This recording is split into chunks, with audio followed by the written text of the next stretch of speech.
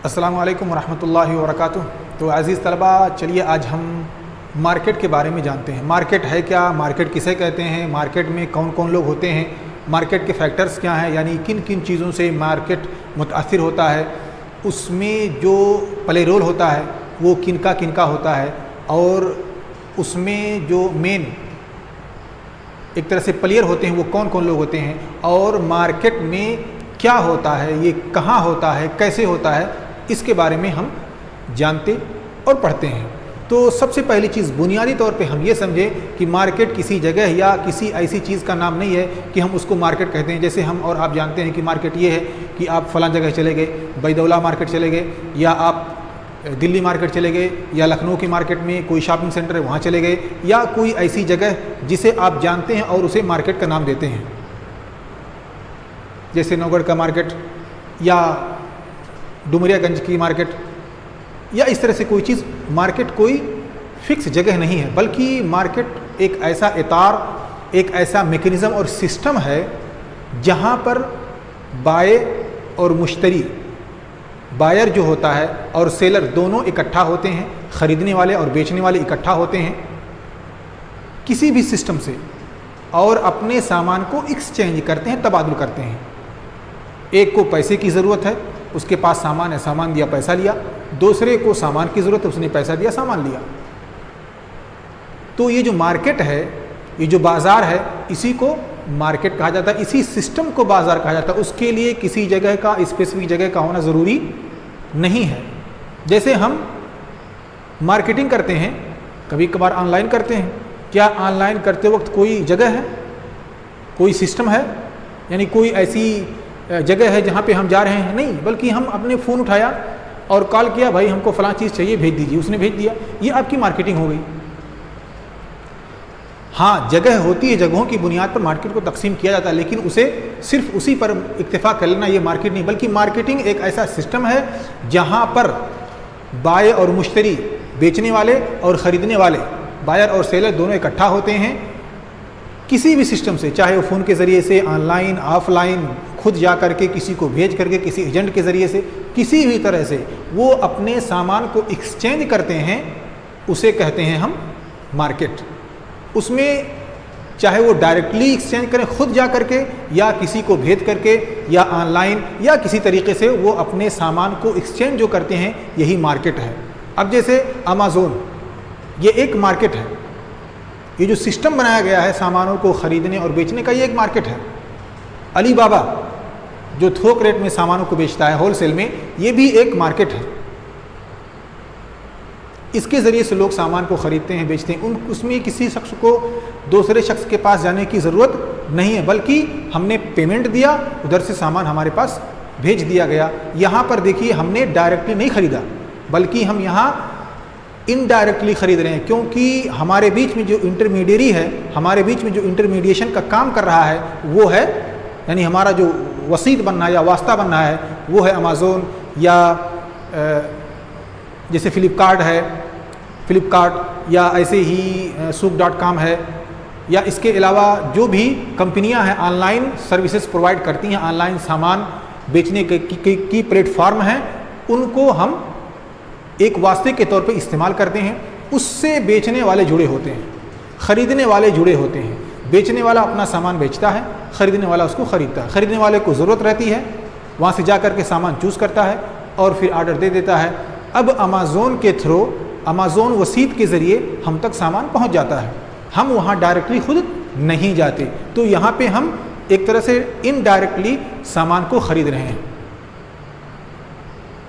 अब अगर हम मार्केट को तकसीम करना चाहें तो इसको कई बुनियादों पे तकसीम किया जा सकता है। ज्योग्राफिकली हम इसको डिवाइड कर सकते हैं, जैसे national market, international market, regional market, local market, इस बुनियाद पर हम इसको तकसीम करते हैं। ऐसे ही वक्त और ज़मन के अतबार से, टाइम के अतबार से भी हम इसको तकसीम कर सकते हैं।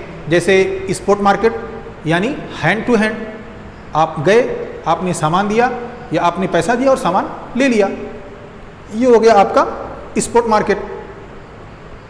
इसके अलावा फ्यूचर मार्केट भी है, टाइम की बुनियाद पर फ्यूचर मार्केट, यानी किसी चीज़ को आप फ्यूचर में बेच रहे हैं और फ्यूचर में ख़रीद रहे हैं।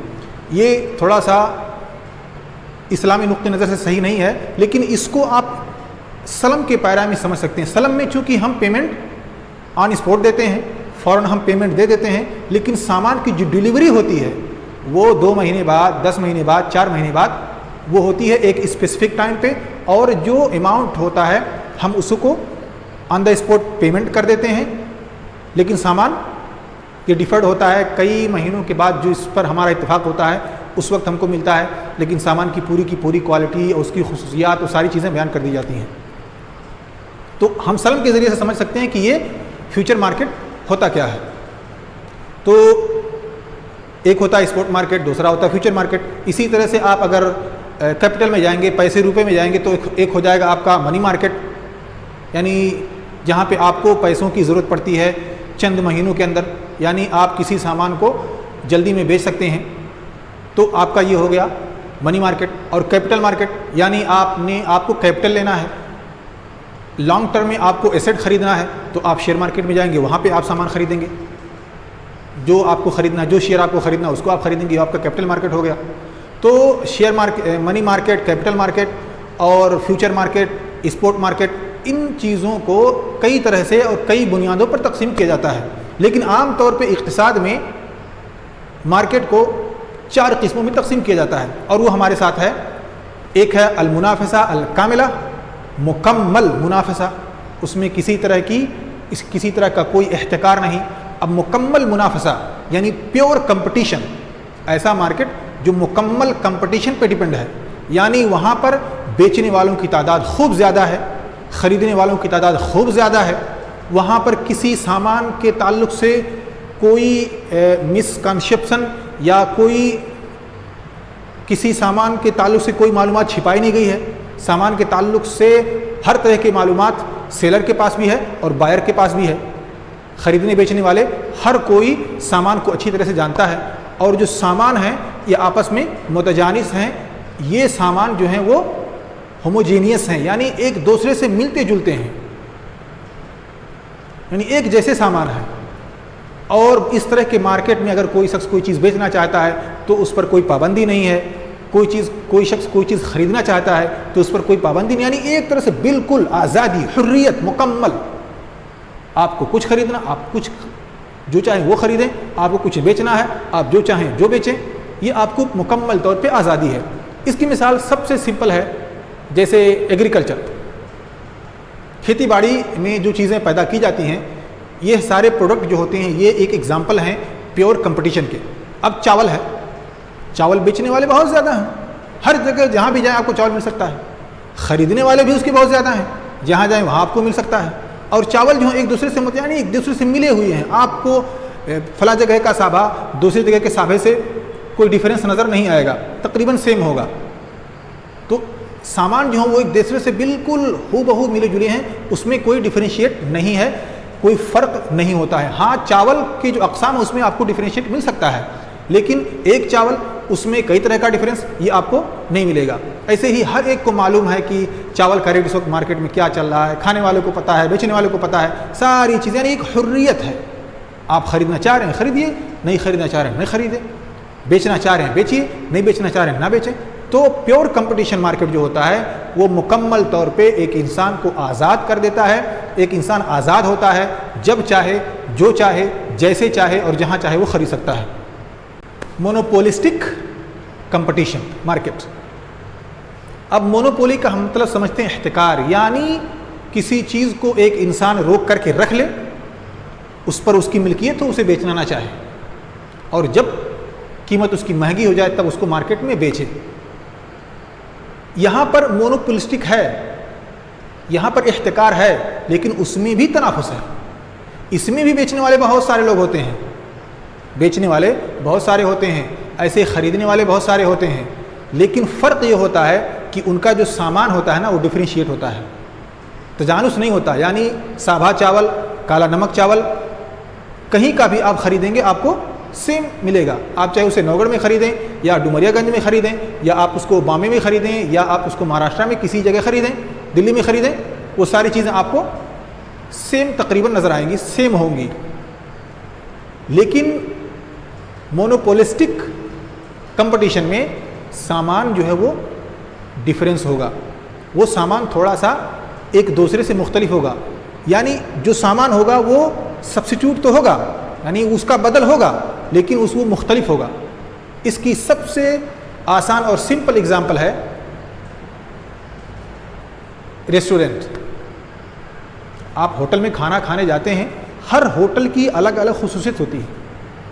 रेस्टोरेंट में आप जाते हैं, मताम में आप खाना खाने के लिए जाते हैं, हर मताम का खाना आपको अलग अलग क्वालिटी का, अलग अलग जायके का खाने का, हर मताम के खाने का आपको एक अलग टेस्ट मिलता है, एक अलग जायका मिलता है। और यही अलग होने की वजह से, जायका अलग होने की वजह से उस रेस्टोरेंट वाले को ये अथॉरिटी मिल जाती है, ये थोड़ा सा पावर मिल जाता है कि वो सामान की कीमत का फैसला खुद कर सके। चावल में प्योर कंपटीशन में बेचने वाला या ख़रीदने वाला खुद फैसला नहीं कर पाता, बल्कि मार्केट में जो चल रहा है डिमांड और तलब के एतबार से, सप्लाई और डिमांड के एतबार से, उसी हिसाब से उसकी प्राइस जो है वो मार्केट में आती है। लेकिन रेस्टोरेंट वाले जो हैं ऐसा नहीं है। रेस्टोरेंट बहुत सारे मिलेंगे आपको, इधर भी उधर भी उधर भी, लेकिन हर रेस्टोरेंट का अपना अलग प्राइस है, हर रेस्टोरेंट का अपना एक अलग टेस्ट है, अलग जायका है, अलग उसकी खूबी है। उसकी बुनियाद पर वो उसमें थोड़ा सा एहतिकार थोड़ा सा पाया जाता है, उसमें थोड़ा सा मोनोपोली पाया जाता है। लेकिन मुकम्मल तो बल्कि तनाफुस होता है, ये भी मताम बेचना चाहता है, वो भी मताम बेचना चाहता है, लेकिन टेस्ट अलग होने की वजह से, थोड़ा सा डिफरेंशिएट होने की वजह से वो प्राइस पर दोनों कंट्रोल कर लेते हैं। तो इस तरह से ये प्योर से थोड़ा सा डिफरेंस होता है। यानी यहाँ पे इनको ये अथॉरिटी थोड़ी सी मिल जाती है कि वो प्राइस को खुद से अप्लाई कर सकें कस्टमर पे।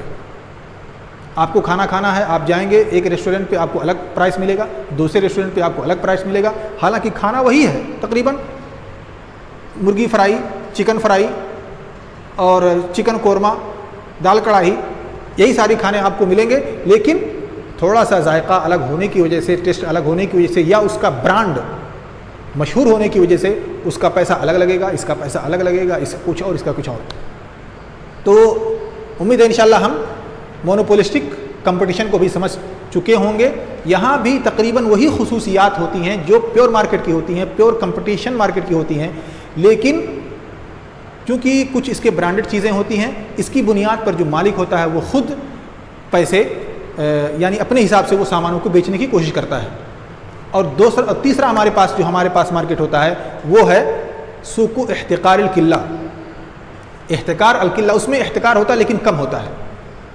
यानी जो प्रोड्यूसर होते हैं, सामान बनाने वाले होते हैं, वो सामान तो बनाते हैं, लेकिन एक दो लोग नहीं होते, बल्कि कुछ तादाद होती है।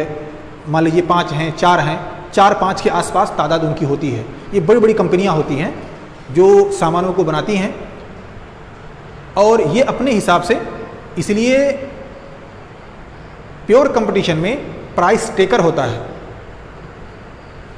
जो प्रोड्यूसर होता है वो प्राइस टेकर, यानी जो भी मार्केट में प्राइस है वही चावल बेचने वाले को मिलेगा।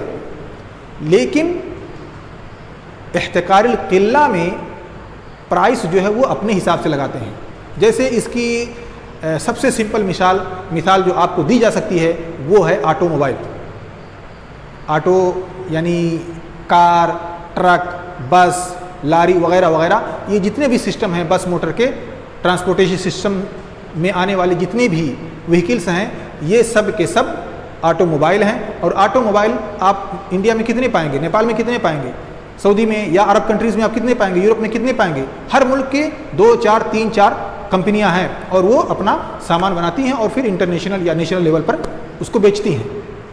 तो ये जो होते हैं कम होते हैं। मान लीजिए टाटा है, हुंडा है, ऐसे ही महिंद्रा है, या इसके अलावा और भी बजाज है, इसके अलावा और जो कंपनियां हो सकती हैं, यही 4-5 कंपनियां हैं। अब 4-5 कंपनी होने की वजह से इनके दरमियान थोड़ा सा तनाफुस रहता है। ये लोग कोशिश करते हैं कि सामान को अच्छे रेट में बेचा जाए ताकि ज़्यादा कमाई हो। ये आपस में मिल भी सकते हैं कि हम सामान को इतने प्राइस पे बेचेंगे ताकि उनको ज़्यादा फ़ायदा हो। तो ये यहाँ समझिए कि इख्तिकार यानी चंद ही लोग हैं, उस सामान को बनाने वाले चंद ही लोग हैं। आपने देखा कि मुनाफसा इख्तिकारिया में कई लोग थे, लेकिन उनका ब्रांड मुख्तलिफ होने की वजह से एक दूसरे से वहाँ पर वो अपना प्राइस खुद तय कर रहे थे। लेकिन यहाँ पे चंद लोग हैं, एक नहीं बल्कि चंद हैं, यानी 4 हैं, 5 हैं, 6 ज़्यादा से ज़्यादा और 4 कम से कम के आसपास प्रोड्यूसर होते हैं। ये सामान बनाते हैं, मार्केट में लाते हैं, मार्केट में बेचते हैं और फिर अपने हिसाब से उसको बेचते हैं। अगर आप चाहें कि इसकी प्राइस को गिरा दें गाड़ी मोटर की तो कर सकते हैं? बिल्कुल नहीं कर सकते। जो फिक्स प्राइस है आपको उसे ही देना है, आप उसे कम नहीं कर सकते, आप उसे घटा नहीं सकते। जिस प्राइस पर कंपनी वाले बेचना चाहते हैं उसी पर बेचेंगे। आपको खरीदना तो खरीदिए वरना ना खरीदिए। सिर्फ 4-5 कंपनियां, आप किसके पास जाएंगे, कहाँ से खरीदेंगे? या जो दूसरी एजेंसियां होती हैं दूसरे मुल्कों की आकर के अपना, यानी वकालत एजेंसियां जो होती हैं गाड़ियों के बेचने की, वो भी अपना एक प्राइस पर बेचती हैं। आपको ख़रीदना है तो ख़रीदिए वरना मत खरीदिए, क्योंकि बहुत कम चॉइस आपके पास है। आप 5-6 ब्रांड के अलावा और आपके पास कोई ब्रांड नहीं है तो आपको उसी को ख़रीदना है। अब यहाँ पे पूरा का पूरा कंट्रोल जो है वो प्रोड्यूसर पे डिपेंड है। लेकिन क्योंकि प्रोड्यूसर कुछ ज़्यादा हैं, यानी 4 हैं, 5 हैं, इसलिए वो मुकम्मल तौर पे इख्तिकार नहीं कर सकते, इसलिए वहाँ पे थोड़ा सा इख्तिकार, इसलिए उसे कहा जाता है इख्तिकार अल-क़िल्ला। अब हम आते हैं प्योर मोनोपोली पे, यानी इख्तिकार अत्ताम। इख्तिकार अत्ताम में प्रोड्यूसर बनाने वाला सिर्फ एक होता, अकेला। एक शख्स मार्केट पर कंट्रोल करेगा, एक शख्स ही सामान को बनाएगा, वही शख्स मार्केट में बेचेगा। अब वो जिस प्राइस पर बेचना चाहे बेच सकेगा, जितनी कीमत लगाना चाहे लगा सकेगा। और ये सिचुएशन पेश आती है जैसे कम्युनिकेशन सिस्टम है, अभी तो कुछ ज़्यादा हो गए, लेकिन किसी मुल्क में अगर एक ही कंपनी हो जो आपको मोबाइल फैसिलिटीज़ प्रोवाइड करती हो, तो फिर आपके पास कोई चॉइस नहीं है। जितना वो आप पर फीस लगाएगा आपको उसे पे करना है। जैसे नेपाल में पहले नेपाल टेलीकॉम था, अकेले था, एक था, उसके बाद एनसेल आया, फिर स्मार्ट आया, फिर 2 आने के बाद से उनके बीच कंपटीशन हुआ। वरना उससे पहले सिर्फ नेपाल टेलीकॉम ही सर्विस प्रोवाइड करता था। आप जितना फीस लगाया आपको देना है। अगर कहा कि 10 रुपया पर कॉल आपको देना है, आपके पास कोई चॉइस नहीं है, आप कुछ नहीं कर सकते। वो खुद प्राइस फिक्स करता है और उसी प्राइस पे आपको ख़रीदना है। मार्केट का उसमें कोई दखल नहीं है, यानी पूरी तौर पर मार्केट पर उसका कंट्रोल है। जैसे चाहे, जो चाहे, जब चाहे वो बेच सकता है। आपको ख़रीदना है तो ख़रीदिए और मत ख़रीदिए। ऐसे ही आप समझ लीजिए पेट्रोल वगैरह की जो कंपनियाँ होती हैं, ऑयल कंपनीज जो होती हैं, उनका भी सिचुएशन तकरीबन ऐसे ही होता है। उनका ऑयल पे कंट्रोल होता है, तेल को वो पूरे मुल्क में सप्लाई करती हैं। अब जिस प्राइस पर वो तेल को सप्लाई करना चाहें कर सकती हैं, आपको उसे ख़रीदना है। तो ये एग्ज़ाम्पल हैं हमने जो दिए, उसके ज़रिए से समझाने की कोशिश की कि जो मार्केट के 4 किस्में हैं, सूकुल मुनाफसा ताम्मा, प्योर कंपटीशन, सूकुल मुनाफसा अल-इख्तिकारिया, मोनोपोलिस्टिक कंपटीशन, और सूकुल इख्तिकार किल्ला, ओलिगोपोली, और सूकुल इख्तिकारी ताम, प्योर मोनोपोली। इसके बारे में हमने समझा, एग्ज़ाम्पल के ज़रिए से हमने समझा। अगर हम एक एग्ज़ाम्पल लेते हैं, मिसाल के तौर पर हम कम्युनिकेशन सिस्टम को ले लेते हैं, ठीक है, टेलीकॉम को ले लेते हैं, टेलीकॉम कंपनियों को ले लेते हैं। किसी मुल्क में अगर एक है और वही सिर्फ सर्विस को प्रोवाइड करता है तो गोया कि वो क्या है, इख्तिकार अत्ताम है, प्योर मोनोपोली, सिर्फ उसी की चलती है, किसी और की नहीं। लेकिन अगर 4 हो जाएं तो आपस में एक कंपटीशन हो जाएगा। जैसे मान लीजिए BSNL था, वोडाफोन आया, एयरसेल आया, एयरटेल आया, फिर रिलायंस तो पहले से ही था, फिर उसके बाद जियो एक अलग सिस्टम लेकर के आया, उसी कंपनी का है वो। ऐसे ही आप आइडिया है और बहुत सारी कंपनियां हैं, ये बहुत सारी कंपनियां हैं कम्युनिकेशन की, आप जिसे जानते होंगे। अब जब इनके आने के बाद मान लीजिए हम ये फ़र्ज़ कर लेते हैं कि सिर्फ BSNL था, तो BSNL जैसे चाहता वैसे बेचता, आपको उसे ख़रीदना है। लेकिन जब ये कंपनियां आ गई मार्केट में तो एक कंपटीशन हो गया। अगर ये कंपनियां 4-5 की शक्ल में हैं तो इनके बीच थोड़ा सा कंपटीशन है, थोड़ा सा इख्तिकार है।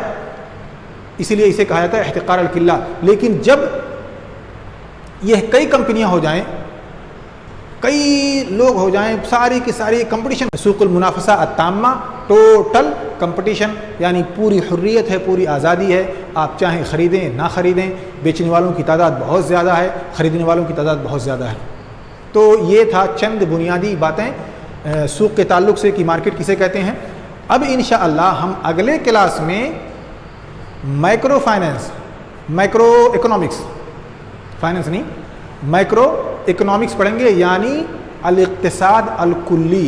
इसमें इंशाअल्लाह हम बहुत सारी चीज़ों को पढ़ेंगे, जिसमें हम इक़्तिसाद को एक नेशनल लेवल पर पढ़ेंगे, एक मुल्की पैमाने पर पढ़ेंगे या एक रीजनल लेवल पर पढ़ेंगे और समझने की कोशिश करेंगे कि एक मुल्क में इक़्तिसाद की एक्टिविटीज़ कैसे चलती हैं, इकोनॉमिक्स एक्टिविटीज़ कैसे काम करती हैं, गवर्नमेंट की क्या पॉलिसी होती है, कंपनियां उसमें कौन सा रोल अदा करती हैं, और इंसान जो होता है ये उसमें अपना क्या रोल निभा सकता है, गवर्नमेंट इकोनॉमिक्स को कैसे डील करती हैं, कैसे उसे मूव करती हैं अप या डाउन। यह सारी चीज़ें इंशाअल्लाह हम अगले क्लास में पढ़ने की कोशिश